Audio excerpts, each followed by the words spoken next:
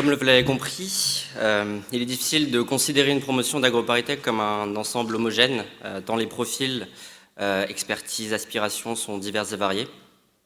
Néanmoins, s'il nous fallait désigner un dénominateur commun à cette promotion, on vous l'a dit auparavant, Marie l'a spécifié dans son discours, nous sommes tous conscients des enjeux auxquels nous faisons face et auxquels nous sommes en première ligne à AgroParisTech, de par notre qualité d'ingénieur ingénieur du vivant et de la vie.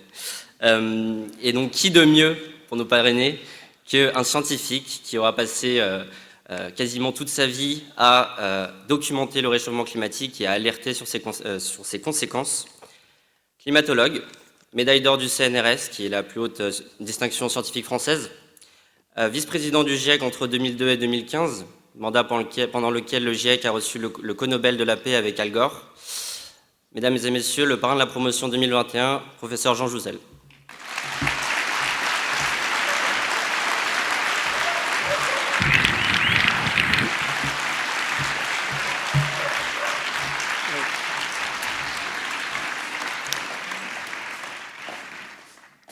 Alors pour tout le monde, bonsoir à vous tous, à vous toutes. Bonsoir Monsieur le directeur général, Madame la directrice générale des études. Merci à Félix, merci. Bonsoir à vous tous et à vous toutes. Alors je crois que pour chacun d'entre vous, c'est un plaisir d'être ici.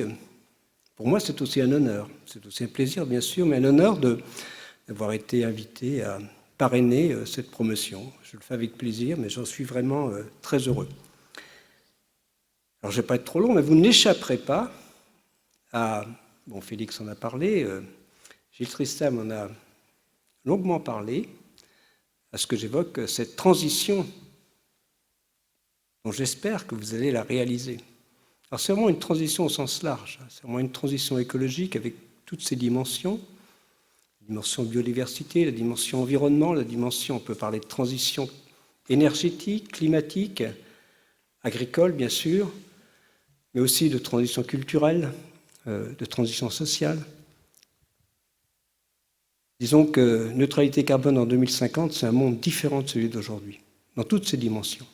C'est bien cela dont on parle, mais en sommes-nous capables collectivement, enfin, en êtes-vous capables, j'espère, d'y contribuer, parce que votre génération, je vais d'abord m'adresser à vous, les jeunes de cette promotion, votre génération, vous êtes quand même, je le dis assez souvent, doublement concernés. Vous êtes concernés par l'inaction, c'est très clair. Ma génération, je dirais que le réchauffement climatique, on s'y adaptera. Donc 2040 au mieux, allez, peut-être 2050, moi j'aurais 103 ans, ça ferait beaucoup. Bon, voilà, donc c'est clair qu'on nous, disons, 1,5 degré de plus ou 1 degré de plus jusqu'en 2050, on peut s'y adapter. C'est vraiment après que les choses se gâtent.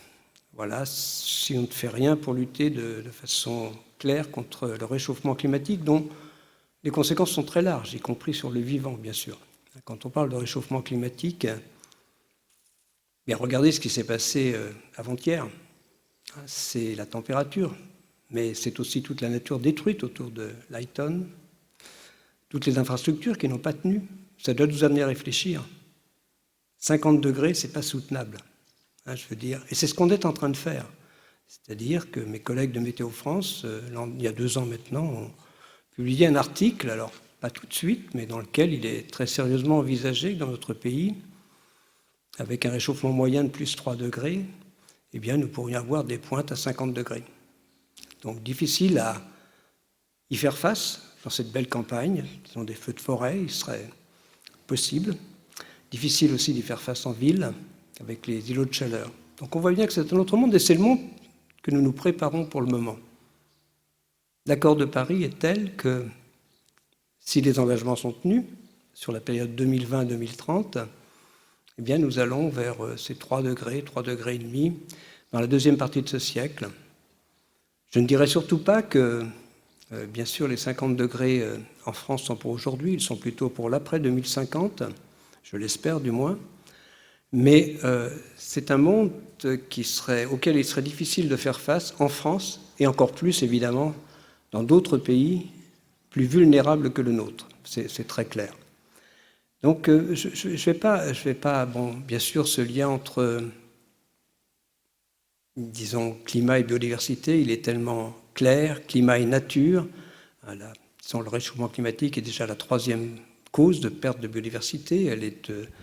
C'est aussi des changements complets de paysages, d'écosystèmes, de pratiques agricoles, et encore plus viticoles. Imaginez 1 degré de plus dans une région viticole, c'est quelque chose d'énorme.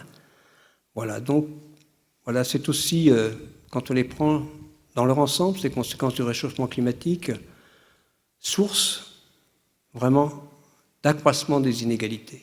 C'est la principale conséquence du réchauffement climatique. Donc, on ne peut pas dissocier le réchauffement climatique, tout ce qui va avec cette transition d'un monde, disons, de ses aspects sociaux, sociétaux et bien sûr des aspects économiques. Ce qu'on peut retenir quand même, c'est que ne rien faire n'est pas ce qu'il faut faire. Alors, donc vous êtes concerné par l'inaction, mais j'espère que vous ne le serez pas, parce que vous êtes surtout concerné par l'action. Et l'action, c'est tout de suite. Et l'action, c'est pas à la marge. Et l'action, c'est partout, dans tous les domaines. Quand on regarde la façon dont nous émettons les gaz à effet de serre, bien sûr, vous le savez, c'est à la mobilité, c'est le bâtiment, l'urbanisme, agriculture, alimentation, bien sûr la production.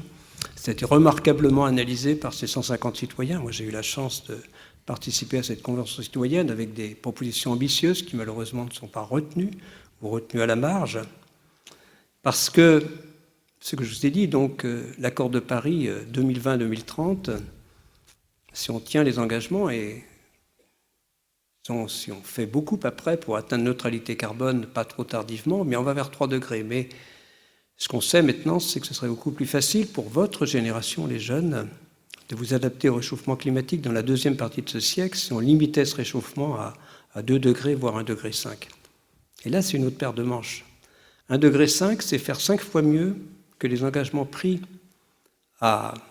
disons, dans l'accord de Paris sur la période 2020-2030. C'est aussi atteindre neutralité carbone en 2050. Alors je sais, 130 pays actuellement ont inscrit dans leurs objectifs cet objectif de neutralité carbone à horizon 2050, la Chine en 2060.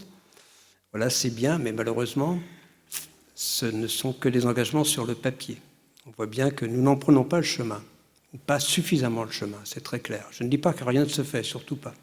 Mais je peux témoigner, je suis convaincu que nous ne faisons pas assez, y compris en France, y compris en Europe, y compris à l'échelle planétaire, par rapport à ces objectifs affichés de neutralité carbone en 2050, qui se déclinent dans tous les domaines. Ils se déclinent dans le domaine de la biodiversité, de l'environnement, de la qualité de vie, parce que ce que je souhaite dire, c'est que cette société sobre en carbone, elle est attractive. Elle est synonyme de recherche, d'innovation, alors pas simplement d'innovation technique, mais d'innovation sociétale. Et je ne veux pas être trop long, mais ce que je veux dire, c'est que quel que soit votre choix de carrière, alors je disais ça, mais vous m'avez fait réfléchir, écrivain.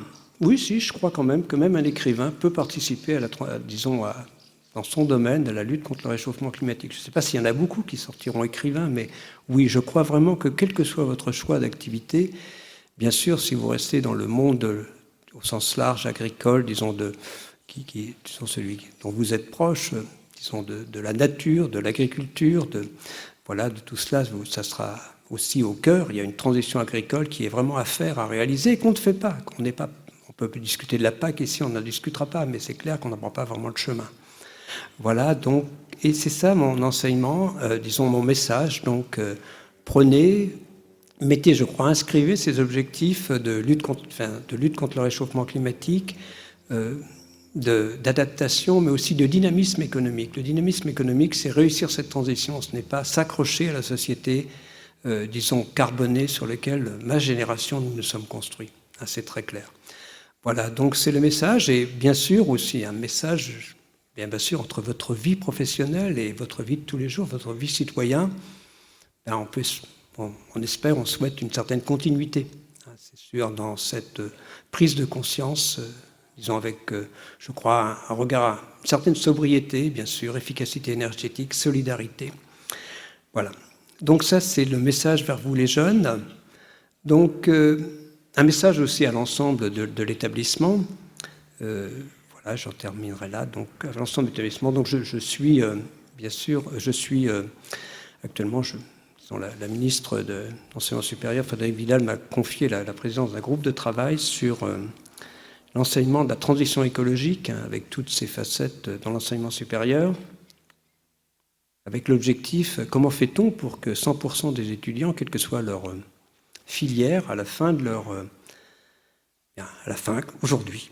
Alors peut-être, j'espère que les 150 étudiants ici, qui sont ici, tous ceux qui sont ici, savent, j'en suis convaincu d'ailleurs, de quoi ils parlent quand ils parlent de transition écologique. Mais je vous assure que ce n'est pas le cas pour beaucoup de nos décideurs politiques, économiques actuellement. C'est très clair. Donc voilà, mais c'est cette mission est très forte et bon voilà, j'émets le vœu que AgroParisTech soit un modèle en termes d'enseignement de la transition écologique. C'est notre vœu. Voilà, et je vous félicite donc, tout le personnel est concerné. Merci beaucoup de m'avoir invité à dire ces quelques mots. Et puis bon vent dans votre carrière à chacun d'entre vous. Je serai très heureux de regarder ce que vous faites. Voilà, il y a beaucoup à faire et c'est, je crois, enthousiasmant de devoir changer le monde, parce que c'est bien cela dont il s'agit. Merci beaucoup.